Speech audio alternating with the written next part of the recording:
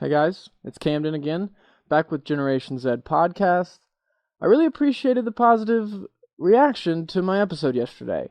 I heard your constructive criticisms. You're right, I did need to work on the volume. I've got a new program now. Hopefully to take care of that, I did need to work on my inflection and cadence. I spent so much time trying to carefully choose my words to sound like a professional when that's just not my personality. Hopefully that comes through more now. I really do feel like I am trying to give all of you what you deserve. It's not every day that you make your YouTube broadcasting debut immediately to an audience of 18,000 people. That's crazy. I couldn't have expected it, but I also couldn't have expected the positive reaction, and I really do appreciate it, guys. So, without further ado, let's jump absolutely right into today's news. The first story I want to go over, one of the biggest ones in recent memory. The Pentagon has been running a 60,000 strong secret army for the last 10 years, made up of soldiers, civilians, contractors, traveling the world under false identities, embedding themselves in consultancies and name brand companies. American people didn't know about it, neither did most of Congress. They went under the guise of a name signature reduction. To me, that screams plausible deniability for the Pentagon if anyone gets caught, but it also says that they pretty much can operate as they please while on mission. And that's just as scary to think about.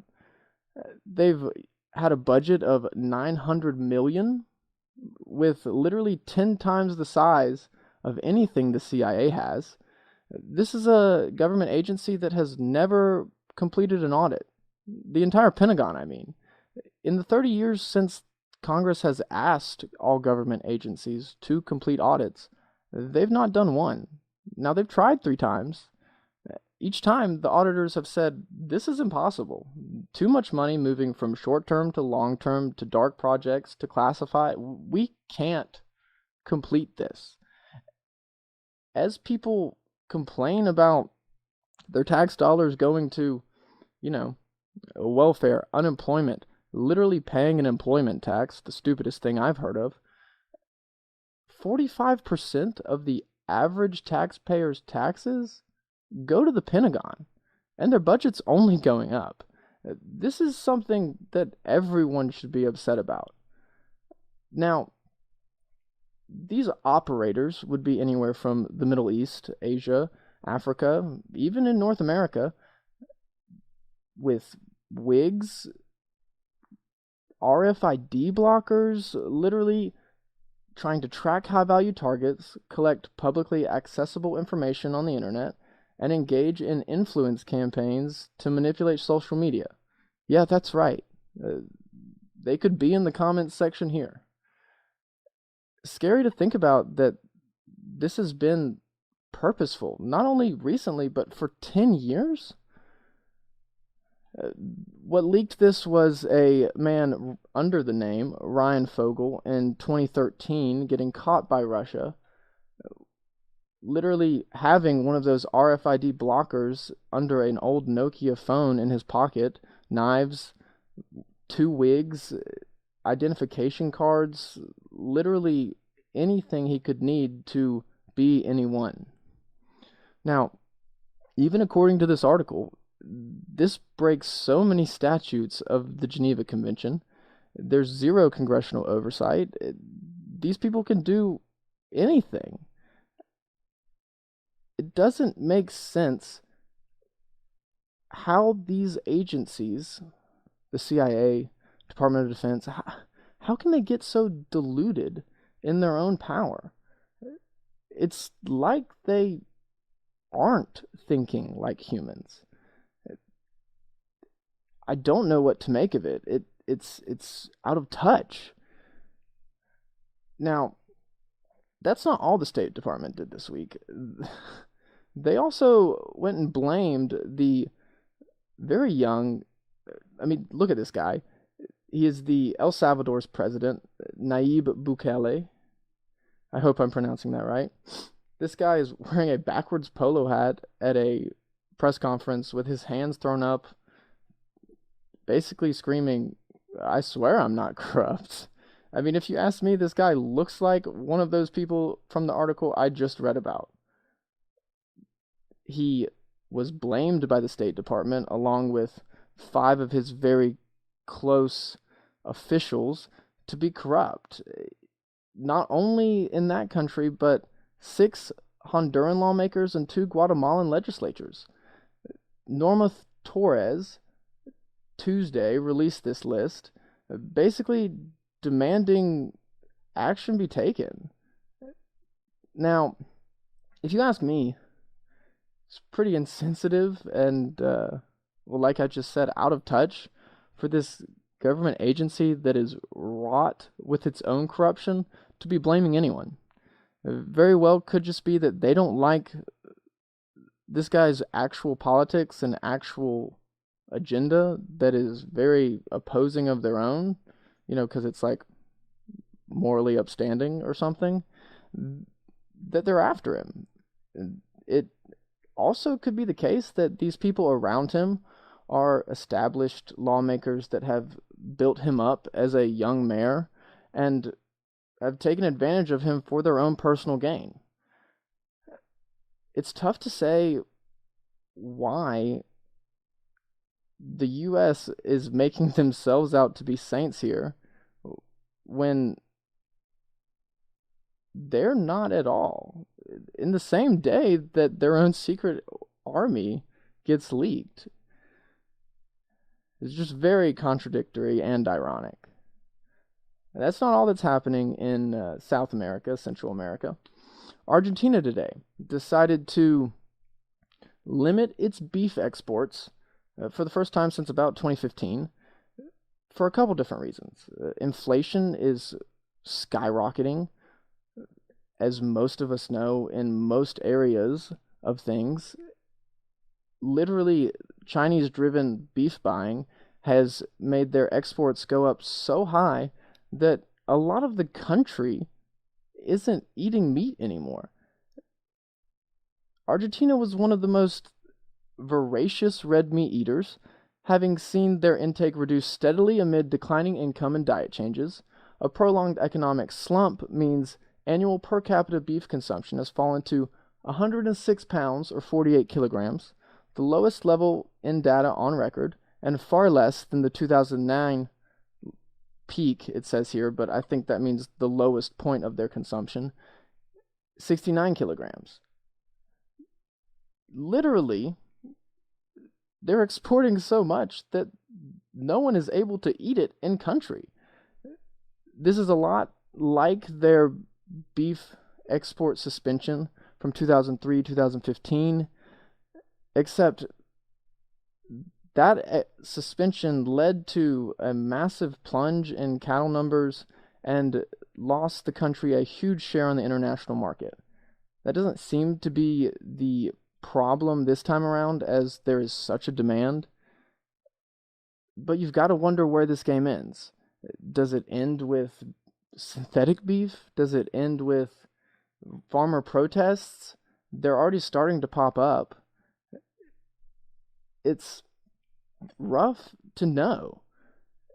Now, they aren't sure that all beef cuts will be affected by this, but it's definitely going to have effect on the entire country. Hopefully, for the country's better. Maybe they have more beef to eat. Now, some good news in South America. Chile has beaten out the ruling coalition to be able to rewrite its constitution independently. And you really love to see this. There's people speaking truth to power and getting things done for themselves. With 90% of the votes counted, candidates backed by President Sebastián Piñera, Chile's Vamos coalition had won only a fifth, while independents had picked up the most. Literally meaning they control the narrative of which this new constitution is written.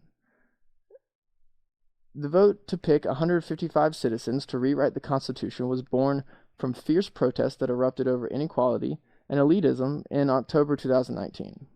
The current constitution, drafted during the 1973 to 1990 dictatorship, is pretty much null and void. It does nothing for the citizens, which makes sense as to why they would rise up.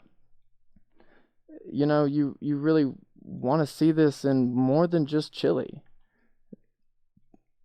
I think that this is going to be a good thing. You would like to believe that overall, especially when you get a group together of 155 of them, that people can be smart enough, agreeable, and morally upstanding enough to write a well thought out constitution.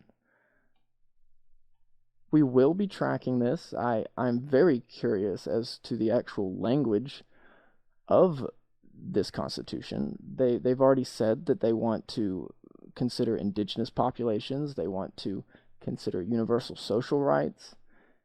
Now, the only question is how those things will be paid for. And that's the language I'm waiting to see.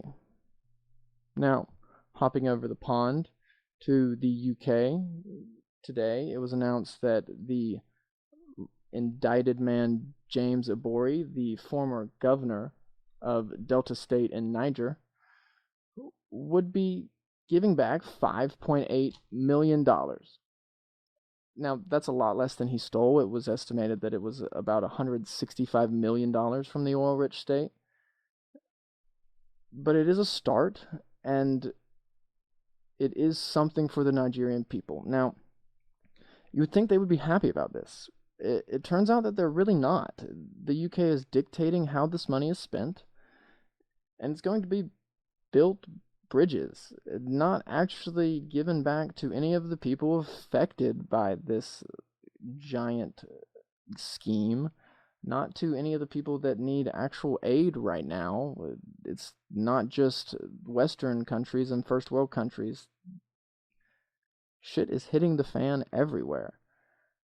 Now, James Abori really shouldn't have ever been governor. He was convicted of theft from a DIY shop in 1990. He went back to Niger and used fake birth dates to be able to run for office, and then immediately started taking money from lobbyists and coffers. It is just very indicative, and hopefully this is changing, but for a long time, like we talked about in the Salvadorian politics, these people stay in power because they are power hungry and money hungry. They will stop at nothing, and they will use whoever is able to be used at the time to get what they want. Now, what's also not fair is that the UK is telling Nigerians how to use this money? It doesn't make sense to me. This is Nigerians' money, confiscated by UK or not. Why is it not just given back to them? This is more first world countries deciding how they should help and what is best for other countries. These third world countries stay third world countries if you don't let them make their own decisions. Just like Ethiopia in yesterday's episode. European aid is spending so much time debating how to aid that they're not helping at all, and this conflict is drug out for 6 months. Africa is not doing well in many regards. Most of you may have heard about 8,000 migrants flooding Spanish land from Morocco last night. I know I saw a video where people just kept coming. It didn't even make sense how they got there. Of the 8,000 people, it's about 1,500 miners. They either swam around border fences in the ocean, or they used rafts to get there. Now, all at the same time, that's kind of coincidental. I don't know what to make of this story. I know that it's given Spain the convenient ability to descend military into cities. It has stirred up more panic. It has stirred up more fear-mongering. I mean, they literally have photos of people pulling just one baby by itself off a lifesaver. this is an insane situation. It seems like the world is being pulled in every single direction, and there is almost zero stopping it at any point. Now, the real question is, why? You hear about Morocco, and it's kind of romanticized. So, what is going on in Morocco that is sending waves of people, anything worse than any other border crisis going on right now, all the way across an ocean? That remains to be seen. But what is sure is this is not just happening on the Mexico-American border. This is not just happening in Ukraine, Russia. There are border crises going on everywhere. It makes you think. I mean, personally, I've never gotten why we decided to draw lines on a map. We're all humans, and we're all people here.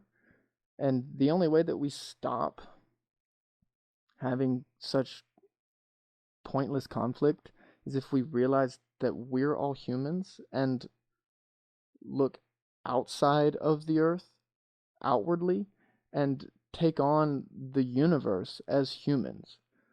And not take it on negatively, but just face it. Because there's so much more going on out there. Why would anything ever evolve when we are committing de-evolutionarily actions? You know what I mean? Now, I really hope this episode was a little bit better for you guys. I know that I practiced a little bit more. I figured out what I was going to say or how I was going to say it.